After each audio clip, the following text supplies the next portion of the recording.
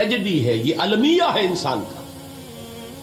اس کو بھی قرآن مجید کی ایک سورت میں قسمیں کھا کر اذا السماء انشقت، اس کے بعد کیا فرمایا؟ یا ایھا الانسان انک کادح الی ربک کدحا فملاقیہ، اے انسان تیرا المیہ، تیری ٹریجڈی اس سے کہیں بڑھ کر ہے، تجھے صدمے پر صدمے جھیلتے ہوئے، مشقت پر مشقت برداشت کرتے ہوئے ایک روز اپنے رب کے حضور میں بھی کھڑا ہونا ہے، جواب دہی بھی کرنی ہے۔ اس دن کے حساب سے، اس دن کے احساس سے جو بڑے بڑے ہماری امت کے عظیم جو گلے سرسبد ہیں، ان کا یہ حال آپ نے پڑھا ہوگا۔ حضرت ابوبکر صدیق رضی اللہ تعالی عنہ وہ ایک عجیب کیف کے عالم میں فرمایا کرتے تھے، کاش میں درختوں پر چہچہاتی ہوئی چڑیا ہوتا جس سے حساب کتاب نہیں ہوگا، کاش کہ میں گھاس کا تنکا ہوتا جو آج ہے اور کل آگ میں جلا دیا جاتا ہے، ختم ہو جاتا، اس سے محاسبہ کوئی نہیں۔ وہ جس کے احساس سے کہ حضرت عمر جو ہے اپنے انتقال کے وقت سخت بے چین تھے، ان کے بیٹے حضرت عبداللہ ابن عمر رضی اللہ تعالی عنہما نے ان کا سر جو ہے وہ اپنے زانوں پر رکھ لیا تو کہا نیچے ڈال دو، ایک عجیب بے کلی اور بے چینی۔ انہوں نے کہا ابا جان آپ کیوں پریشان ہیں، آپ تو عشرہ مبشرہ میں سے ہیں، آپ کو تو اللہ تعالیٰ نے جنت کی بشارت حضور کے ذریعے سے اس دنیا میں دی۔ حضرت عمر فرماتے ہیں کہ خدا کی قسم اگر قیامت کے دن عمر برابر سرابر پر چھوٹ گیا تو بہت بڑی کامیابی تصور کرے گا۔ یہ احساس جن کو ہوتا ہے، حضرت علی کا حال کیا ہوتا ہے؟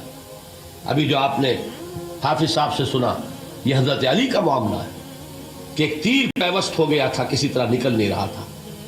حضرت علی نے فرمایا کہ اچھا چھوڑو مجھے، میں نماز کی نیت باندھتا ہوں۔ نماز کی نیت پڑھتے تھے تو لرزتے تھے، کانپتے تھے، کس کے سامنے کھڑا ہوں اور کس کے سامنے مجھے ایک دن جواب دہی کے لیے کھڑا ہونا ہوگا۔ لن تزولا قدم ابن آدم، حضور نے خبر دی ہے ابن آدم کے قدم ہل نہیں سکیں گے۔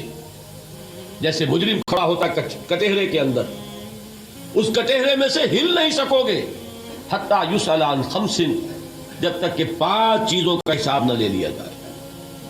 وہ 5 چیزیں کیا ہیں؟ کان کھول کر سنیے۔ عن عمرہ فیما افناہ، عمر کا حساب دو، یہ 80 برس اور 70 برس ہم نے تمہیں دنیا میں دیے، کہاں ضائع کیے؟ وعن شبابہ فیما ابلاہ، اور خاص طور پر جوانی کا دور، امنگوں کے دن، ولولے ہوتے ہیں، قوت ہوتی ہے، توانائی ہوتی ہے، آدمی چلتے ہوئے زمین پر پاؤں مارتا ہے، قوت جو ہے وہ اپنا اظہار چاہتی ہے۔ یہ جوانی کہاں گلائی؟